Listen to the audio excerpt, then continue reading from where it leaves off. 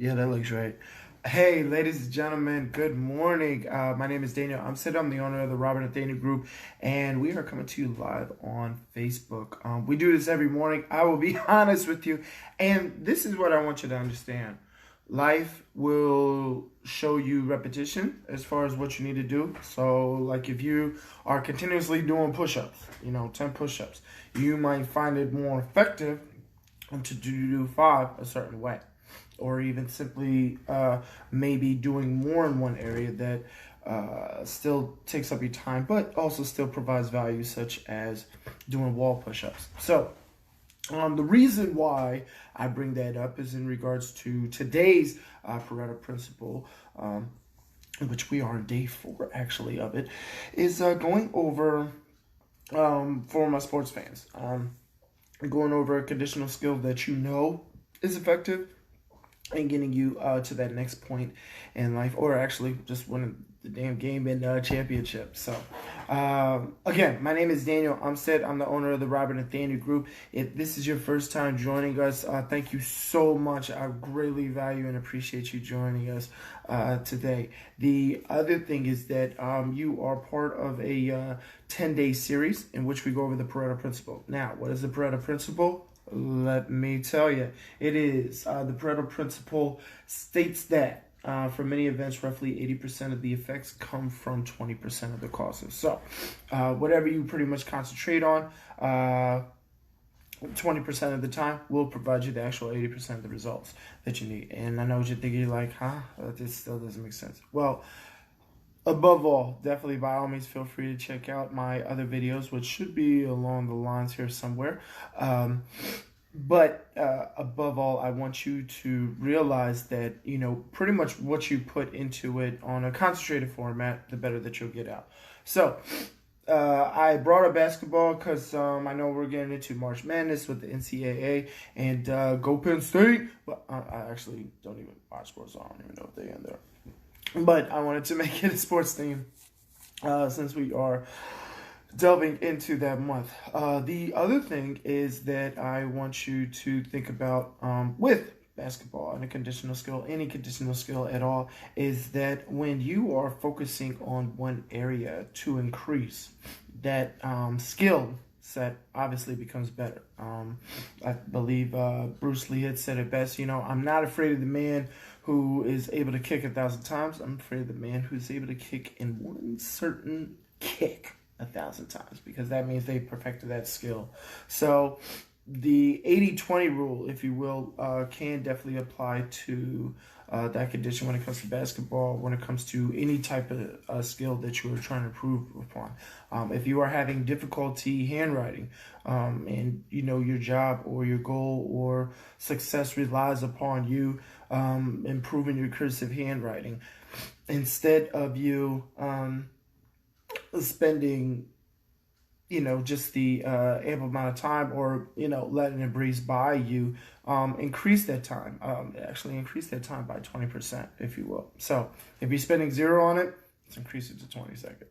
After the 20 seconds, you increase it more to 24 seconds, so on and so forth, because focusing and getting to where you need to be at doesn't take that long. This is why successful people become successful and stay successful. What they're doing little by little each day builds them up. Little by little, they're working on their skill. Little by little, they're practicing their free shot. Little by little, they're practicing their throw. Little by little, they're practicing in regards to actually running that extra mile. So if they know that, shoot, I need to work on my lungs as far as keeping up with the pace. So if I'm running a mile a day, hey, I need to increase that by 20%. So that's adding on an additional 1,000 feet, which is probably going to be, another lap, around the track and everything like that. So, and you go through that as a condition. You go through that as an exercise. You go through that to build your stamina. And like I said, it applies to everywhere. This is what I love about Pareto principle. I'm pulling examples out, but the main thing is that I want you guys to all get is that, yes, if I were to focus on one area, if I was to focus on one thing, and increase that over time and spending time on it daily, consistently, perfecting it, you'll get to where you need to be at. I guarantee it's possible, because you're either going to find one or two things. You're either going to find that you're really, really good at this skill as time goes on, or you're going to find that, dang, you know what? This area, or me doing push-ups this way, is not getting me to where I need to be at. But if I were to focus on 100 push-ups, 100 wall push-ups every single day, I'll definitely get the strength and conditional training that I need. So that is the motivation today that I want you to focus on and think about for today. As an exercise, increase whatever you're working on by 20%. And like I said, if you got to start at zero, then, sorry about that. If you got to start at zero, then start at zero. But the main thing is that you build up time in regards to getting to where you need to be at. Now, with the resume writing tip of the day, I want you to actually do an application. I actually talked about this in a one of my recent interviews that I have with Anastasia Zag, who handles the Loop group. And she was pretty much asking me, as far as tips, because we did go through the resume. But the tip that I want to provide to you is simply this. So an applicant tracking system, ATS for short, of course, is where a computer system is reviewing your resume and making sure that you fit the bill and even be considered to even go through the manager themselves. So as a tip, you're applying for a job, a few keywords, and you're like, oh, I'm gonna use those keywords on my resume. Some of those keywords apply, some of them don't, because you probably didn't do those job duties, or even more so, it's like, man, I wasn't fully trained in that, but I'm pretty sure if given the opportunity, I could be trained on that. So, ready to beat out the system, my fellow haters of Terminator and all. Think of that, was it ISIS? No, not much, good lord. Skyline. Think of that Skyline's pretty much controlling every single thing that you have. Nope. So here it is. You take the keywords from the job description. You put them on your resume, but you're like, Dan, where do I put them on my resume? Put them at the bottom of your resume. Dan, the employer, is going to see that. Well, here's the thing. Put it on the bottom of your resume, in the footer.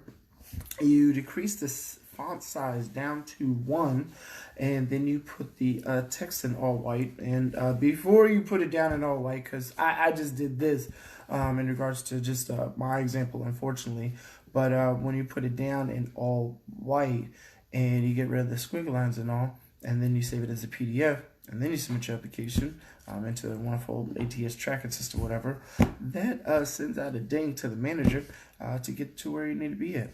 Listen, ladies and gentlemen, everything is all in the interview. I don't care how great your resume looks like, what you have to offer. If at that point in time the manager does not like how the interview is going, you can have all the degrees in the world out the door. Or, on the other note, I don't care how much you're lacking in experience, if the manager isn't accustomed or feeling like, this may or may not be a good fit, then, it's not going to work. So, the main thing is the finish line is the interview. Once you get the interview, it's a breeze, because you know what you got to say, you know what you shouldn't be saying, and you know what you should say. And if you're stuck on what you should be saying or not saying, 267-702-3756, and I'd be more than happy to walk you through and assist you with that. So that is my resume writing tip of the day. My realtor tip of the day.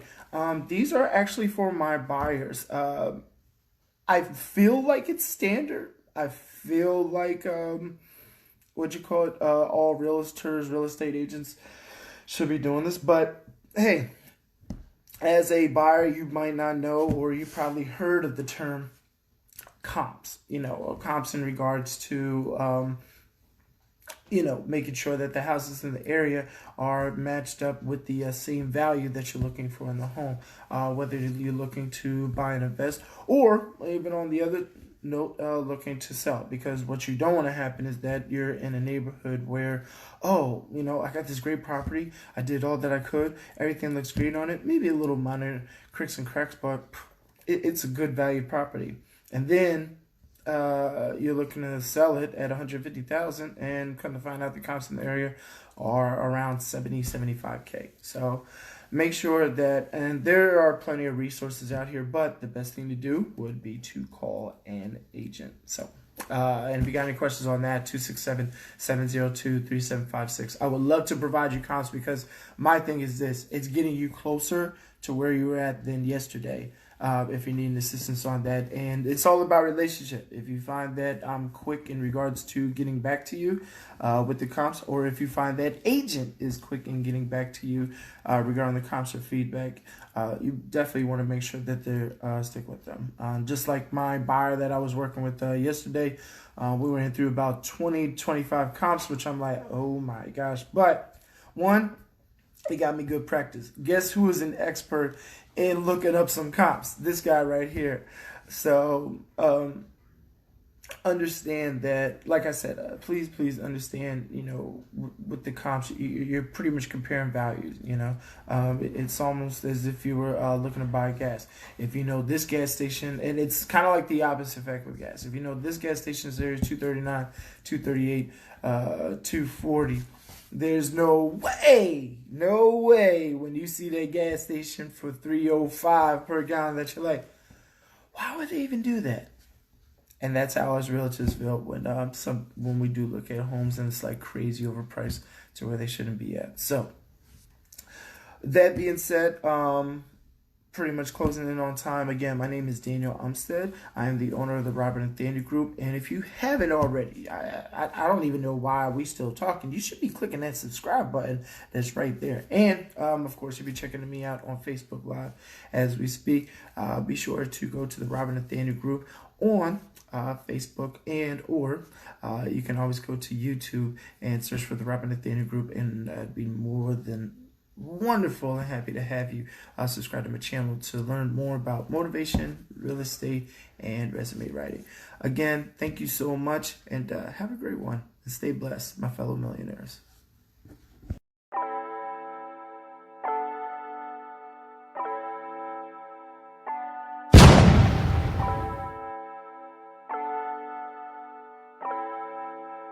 Fleslet on the beat.